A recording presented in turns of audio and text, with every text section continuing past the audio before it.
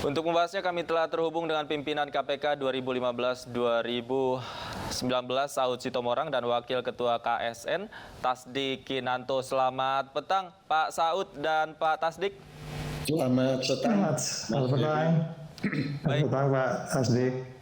Baik, saya ingin ke Pak Saud terlebih dahulu. Pak Saud, ini ada dugaan temuan istri dari salah seorang pimpinan di KPK, kita sebut saja jabatannya direktur begitu, diduga pamer harta. Kemudian kalau kita tarik lagi ke belakang di era kepemimpinan Pak Saud di sana, sebenarnya seperti apa sih Pak gaya hidup di KPK sendiri, Pak?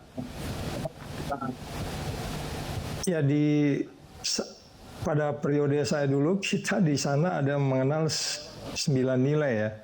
Nilai itu hasil dari perenungan cukup dalam tentang bagaimana perilaku insan KPK, tapi secara keseluruhan juga itu kita ajarkan pada banyak institusi. 9 nilai itu mulai jujur, peduli, berani, sederhana, adil, dan seterusnya. Dan sebagaimana kita sebutkan di dalam 9 nilai itu menjadi panutan kita untuk mengontrol semua perilaku. Iya kan, saya sudah menyebutkan 9 nilai itu: jujur, peduli, tanggung jawab, berani, sederhana, adil, dan seterusnya itu. Dalam perilaku sehari-hari itu didekati, dan beberapa case itu muncul diambil oleh pengawas internal. Dalam hal ini Deputi Pengawasan Internal dan Pengaduan Masyarakat. Ketika itu levelnya deputi, beda dengan sekarang dengan undang-undang baru, jadi kayak pegawai negeri biasa, jadi levelnya direktorat. Dewan pengawasnya di luar, dan saya nggak ngerti seperti apa mereka mengawasi 9 nilai itu. Saya nggak paham apa sekarang masih ada gitu. Nah, oleh sebab itu tidak heran ketika kemudian kita waktu itu diberi pemerintah juga mobil RI berapa, saya lupa, itu mobil itu nggak pernah dipakai oleh 5 pimpinan KPK. Karena kita anggap tidak perilaku sederhana. Jadi kalau dalam keadaan tertentu kita pakai, pokoknya lagi ke perayaan nasional itu dipakai oleh pimpinan KPK. Jadi nilai-nilai 9 nilai itu apakah sekarang bergeser? Saya berani mengatakan memang nilai itu sudah bergeser sejak undang-undang baru itu. Karena di undang-undang KPK yang lama itu pun structure dan values-nya itu sangat berbeda. Normnya juga berbeda, norm and value-nya berbeda. Jadi dengan kondisi yang sekarang dia kayak seperti pegawai negeri biasa yang seperti kita lihat RAT dan sebagainya itu. Jadi tidak menjadi sebuah panutan. Itu yang mungkin dalam beberapa hal kita banyak mendekati waktu dalam perspektif pencegahan, menggariskan 9 nilai ini secara detail mulai dari anak-anak sampai ke perguruan tinggi. Baik, Pak Saud, tapi 9 nilai yang tadi Anda sebutkan apakah hanya mengikat sesama karyawan KPK saja atau termasuk keluarganya terikat nilai-nilai ini? Oh ya, praktis keluarganya dong. Karena kan keluarga itu cerminan dari kepegawaian. Jadi oleh sebab itu dari beberapa banyak case yang terjadi, ya ada juga ya case-case di lingkungan yang secara internal itu juga diberlakukan gitu. Tapi sejauh ini ketika itu karena memang dari awal itu ditanamkan nilai-nilai itu, tidak banyak yang menonjol gitu. Jadi semuanya itu sudah secara automatically mengikuti nilai itu. Mereka low profile, ya calm gitu, tidak expose, dan ya walaupun umpamanya katakan kan waktu itu gaji KPK itu lebih tinggi dari pegawai negeri ya, pegawai negeri biasa. Tapi ya mereka biasa-biasa aja, nggak terlalu juga mengekspos itu, karena memang waktu yang kita di sana itu ada yang disebut sebagai induksi ya. Di proses induksi itu diperkenalkan pimpinan, staf, ini loh. Ini kita punya nilai, ini dijaga.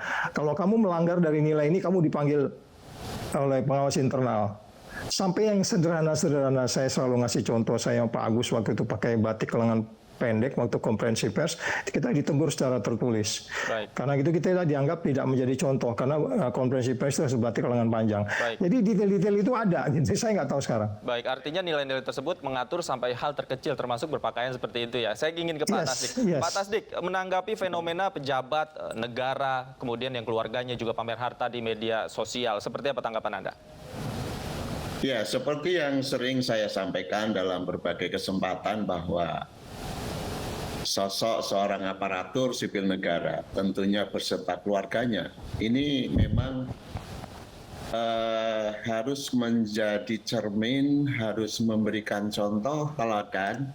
Ini sebagai konsekuensi dari seseorang menyandang profesi sebagai ASN. Karena apa? Karena ASN atau PNS sejak dia diangkat menjadi PNS dengan sumpah dan janjinya, itu sudah menyatakan dengan kesadaran yang tinggi bahwa mereka itu akan menjadi abdi negara, abdi masyarakat yang jujur, yang taat kepada seluruh peraturan perundang-undangan yang berlaku bagi seorang PNS. Jadi dengan demikian, maka dari diri ASN atau PNS tersebut harus ada kesadaran yang tinggi untuk memahami posisinya dia yang sangat penting, yang sangat strategis ya, sebagai penyelenggara negara, sebagai pelayan publik. Sehingga posisi ini semestinya juga harus diberikan pengertian kepada seluruh anggota keluarganya, istri maupun anak-anaknya. Ini loh, saya itu konsekuensi saya sebagai PNS, sebagai ASN itu, saya terikat dengan segala aturan mengenai apa yang patut dilakukan dan apa yang menjadi kewajiban dan larangan yang harus saya lakukan.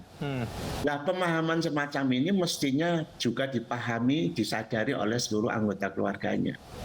Sehingga dengan kesadaran yang tinggi, maka diharapkan senantiasa untuk menjaga harkat martabat dari ASN itu sendiri. Baik, karena ASN ini digaji oleh masyarakat, tapi yang menjadi sorotan adalah pamernya keluarga-keluarga dari ASN ini harta di barang-barang mahal, mobil mewah dan lain sebagainya. Pertanyaan berikutnya adalah memangnya berapa sih gaji ASN sehingga bisa membeli barang-barang tersebut? Tapi jangan dijawab dulu, Bapak-bapak, kami akan kembali usai jeda berikut. Pemirsa, iNewsroom masih akan kembali usai jeda berikut. Tetap bersama kami.